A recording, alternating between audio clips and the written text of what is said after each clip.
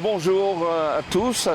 Là aujourd'hui on va donc aller faire une petite balade en train pour découvrir la géologie de Pau et de la vallée d'Aspe.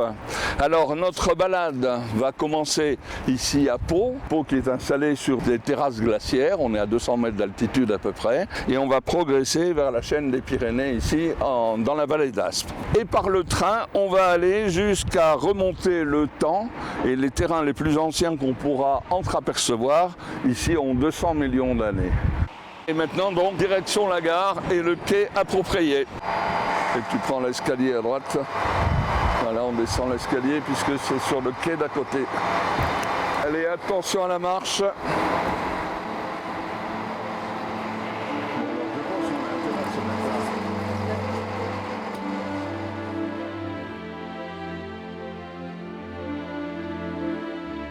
Alors maintenant nous voilà dans le Géotrain. Alors c'est quoi Géotrain?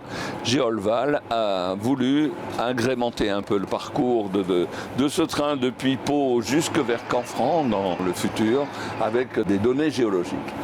Là maintenant sur la droite, là on commence à entreapercevoir le château de Pau qui est ici, lequel château est construit sur des terrasses glaciaires. Après ça, nous nous engageons dans la vallée du Nez. Et sur les deux côtés, droite comme gauche, vous allez voir des rochers qui sont en fait le Poudingue de Jurançon, un peu plus haut les argiles à bloc.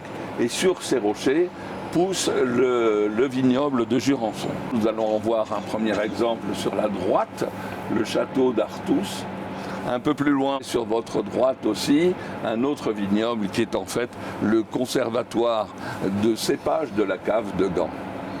À la sortie de la vallée, on va passer d'une vallée très étroite à un paysage de plaines. Et ces plaines sont faites en fait de terrains plus anciens, 50 millions d'années. Le Poudingue c'est 20 millions d'années, donc là d'un seul coup on va franchir 30 millions d'années. Les montagnes, voilà, les montagnes et l'Osso. Voilà, le pic du Midi d'Osso, Jean-Pierre, là-bas sur la gauche. Donc, on va parcourir des terrains beaucoup plus anciens, faits de collines, sur la droite comme sur la gauche. Et ces collines sont donc des terrains d'âge crétacé, c'est ce qu'on appelle les flysch. Changement complet de paysage. Nous arrivons dans un paysage plat, c'est la plaine d'Augeux. Alors, cette plaine d'Augeux, voilà à peu près l'allure qu'elle a. Vous voyez ces montagnes-là, la photo, les montagnes qu'on voit là sur notre gauche. En fait, ces premiers reliefs sont ce qu'on appelle les chaînons béarnais. Alors pourquoi sont-ils en relief? Tout simplement parce qu'ils sont faits d'une roche plus dure, le calcaire. Et là, juste à droite, c'est la vallée d'Osso. Et dans cette vallée d'Osso était autrefois occupée par un glacier. Voilà une reconstitution idéalisée de ce glacier qui descendait du sud ici et qui progressait vers le nord. Et au front du glacier s'est retrouvé ici ce qu'on appelle la moraine frontale à la limite du glacier. Et alors, Augeux a une spécialité entre guillemets, ce sont des roches volcaniques. C'est un peu curieux de trouver des roches volcaniques ici. Elles sont d'âge crétacé, c'est-à-dire qu'elles ont un bon 100 millions d'années.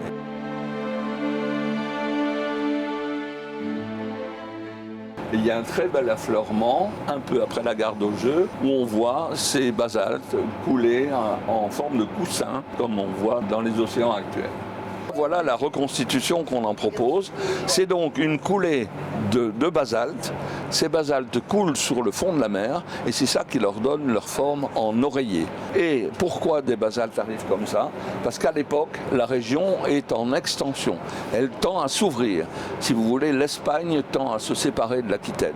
Et cette séparation permet à des roches volcaniques de monter à travers des failles et de venir s'écouler dans les bassins sédimentaires de l'époque. Donc il y a des roches vitreuses, les basaltes, il y a des roches grenues, les tessénites, et ces roches grenues vont s'insinuer dans des couches déjà déposées. Voilà, ça c'est la grande phase d'extension des Pyrénées, c'est 110 millions d'années. Et actuellement, le train chemine en direction de Oloron-Sainte-Marie. Voilà.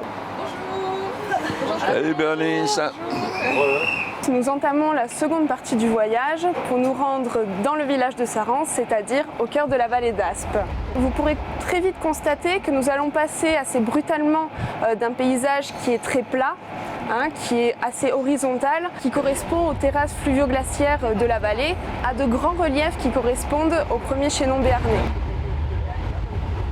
Sur votre droite, vous pouvez apercevoir l'une des deux grandes carrières de roches massives qui marquent l'entrée de la vallée d'Aspe, qui ont en partie été extraites, puis concassées et utilisées lors de la rénovation du tronçon Oloron-Bedouce.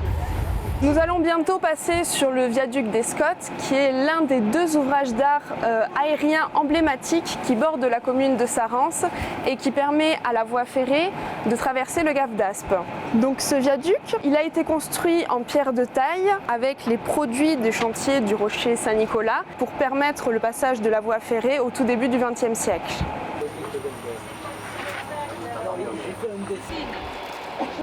Nous sommes arrivés en gare de Sarrens et je vous propose maintenant de nous rendre à pied jusqu'au viaduc de l'Escoudé, qui est donc l'homologue sud du viaduc d'Escottes.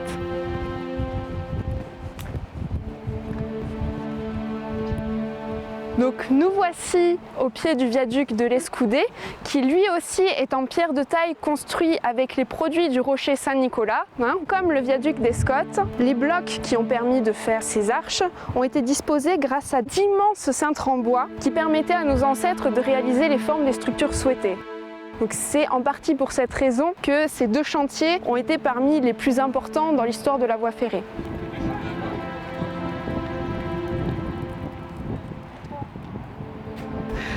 Nous terminons cette randonnée donc, du Géotrain devant les panneaux de Géolval qui sont dans le village de Sarrens et qui associent donc, la géologie et le patrimoine bâti.